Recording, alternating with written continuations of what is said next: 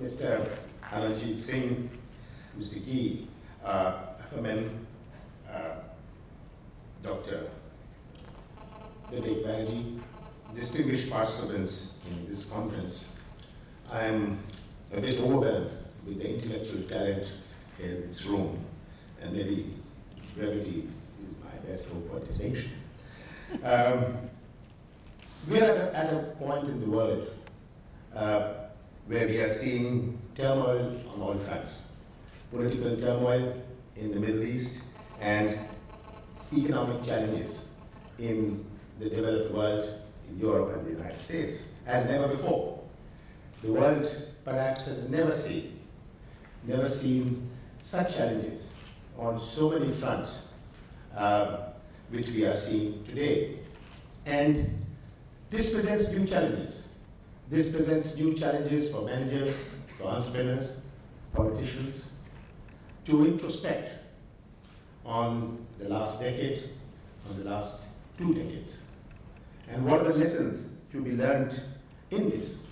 But what we see now is a new economic architecture in the offing and a new political architecture in the offing. We are seeing, whether it is the East or the West, or the North or the South, the political challenges and political transformation is what it has never been before. We are seeing every country, growing countries, like India or China or East Asia, Africa, grappling with new challenges. Now, what have we seen in the last decade, or the last decade and a half? 2 most important things have taken place: globalization and technology. Now, what does globalization mean? When I was Commerce and Industries Minister, I remember in 2004 saying that at the heart of globalization lies global competitiveness. The Western economies, Europe and the United States, which were the great champions of globalization, started feeling the pangs of globalization. The pangs of globalization because at the heart of globalization lay global competitiveness. And when we talk of global competitiveness, we found new economies emerging. We found China's mass manufacturing skills coming to the fore and challenging the manufacturing abilities of the West. We found India emerging in many sectors, in high technology sectors. That was the big difference between India in the manufacturing models of India and China.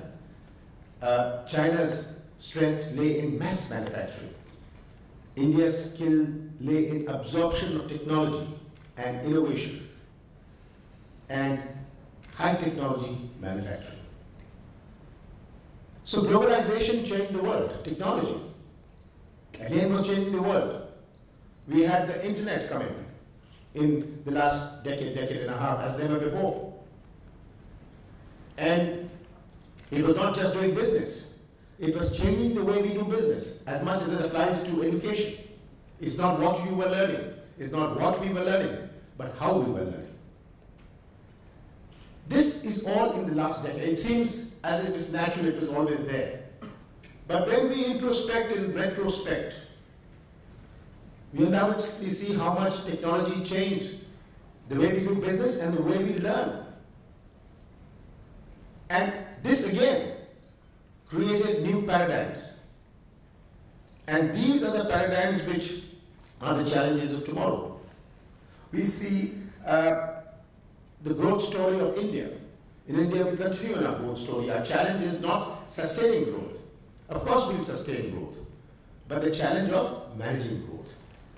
How do we manage growth? And when I talk about managing growth, we talk about managing growth so that growth is all-inclusive. Growth which touches all sections of society in all parts of the country. We still have 300 million people less than $1 a day. Now, for a country which has so many billionaires on the Forbes list, also has 3 million people, less than $1 a day. How do we harmonize this? So the challenge of not merely growth, but the challenge of managing growth is one of the most important challenges which we in government have. What is the kind of growth which is going to be sustainable? Because the only growth in developing countries which will be successful will be inclusive growth. And if growth is not inclusive, we are going to see turmoil, which we are seeing in so many parts of the world as never before.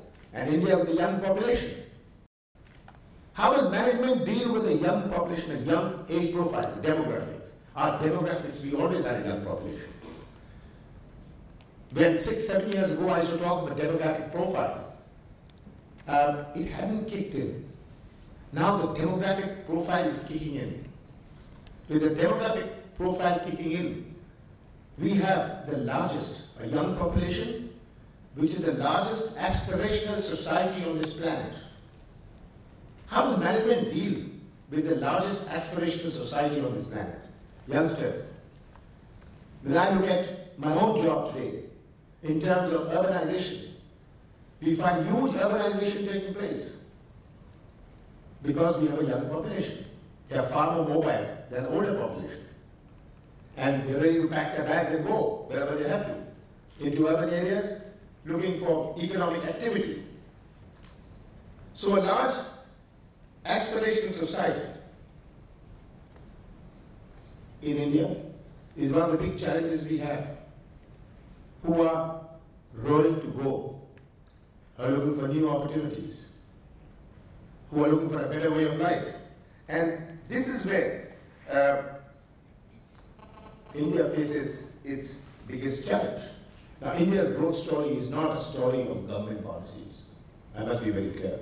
India's growth story is a story of its entrepreneurs, a story of its intellectual and entrepreneurial ability. All these, we've seen so many examples of this. So India's story is about its managers, its entrepreneurs, its academia, its engineers, its technicians. That is what India's growth story is all about. And it is this growth story and sustaining this which is going to sustain India's growth. And India as a model is a model of democracy. What is our neighborhood? What is India's neighborhood? It's Pakistan, Afghanistan, Nepal, Bangladesh, Myanmar, Sri Lanka, and China. So we are in a neighborhood where democracy doesn't prevail, or doesn't flourish. It works sometimes, but it doesn't flourish, or there is no democracy. So the challenges of growth in a democracy are very different. We are in this perhaps most difficult neighborhood any country is. It is here that the managers of tomorrow must look at the entire environment around the new architecture, the emerging architecture of the future, and then move on. Management by education entails strong decision-making skills and a perspective of the world that encompasses the micro and macro factors. It is because of this ability and training that managers can be stalwarts in development. If you look at examples around the world, we see the Tata and Infosys in India, the GE in the United States, and the Grameen Bank in Bangladesh. These have been great examples of managing personnel. In developing countries like India and China, managers play an even more important role, and that of a social catalyst, as the development of society in these parts of the world not only means providing infrastructure and wealth, but also to cultivate the self-belief and provide opportunities for the masses to lift themselves from poverty. Managers, as future leaders, will also be the ones responsible to carry out their businesses in a way that benefits all stakeholders, including members of society. Here again, we've seen that the word shareholder is becoming obsolete. The word shareholder is being replaced by the word stakeholder. It's not shareholders which are engaged or are related to the corporates, it's stakeholders. So shareholders is becoming an obsolete word. It's becoming just one of the words, not the word. It is stakeholders, which is becoming the main focus. At IMT's convocation in 2012, we discussed about Business 2, a proactive effort by businesses to stay ahead of the game by developing and redesigning new business models, taking into account the enormous factors towards becoming sustainable and successful. Again, it's not just becoming successful, it's becoming successful and sustainable. We have the great examples in the United States of failed companies. I remember in 91, 92, 93, when I was environment minister, Enron was the catchword in India, was that was the first big foreign investment. Today, Enron doesn't exist. It was a successful company, but not a sustainable company. So it's not merely being successful, it's being sustainable. At IMT, we believe that the next step in inclusive development will not be an isolated capacity creation, but intelligent collaboration across all knowledge partners. Today, everybody speaks in terms of a world without barriers of any sort. As I said, globalization has taken over, for which we need leaders and visionaries who will translate potential demand and resources and create integrated, innovative, and inclusive designs and solutions while fostering sustainable growth and development in society, be it energy, communications, or social enterprises, in a way that it is available and accessible to one and all.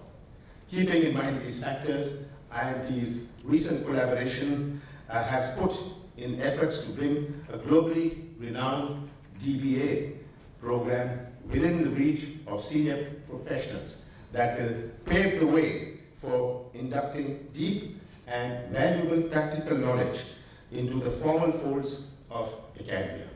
This is very important because we have this great shortage, acute crunch of world-class faculty. That is again one of the big challenges we have in India, world-class faculty. And this we face in India very severely. IMT's innovative collaborations on research projects, executive education, faculty exchange, and student exchanges with like-minded institutions will be the core of its growth. So this conference, GSDN's conference, 7th conference, I want to congratulate Guy because this is at the right time and the right place. I have no doubt that all of you who have come from far away will find this useful to engage with the intellectual talent of India, with our academia, with our business community, with our institutions, and this interaction exchange will be beneficial to both. Thank you very much.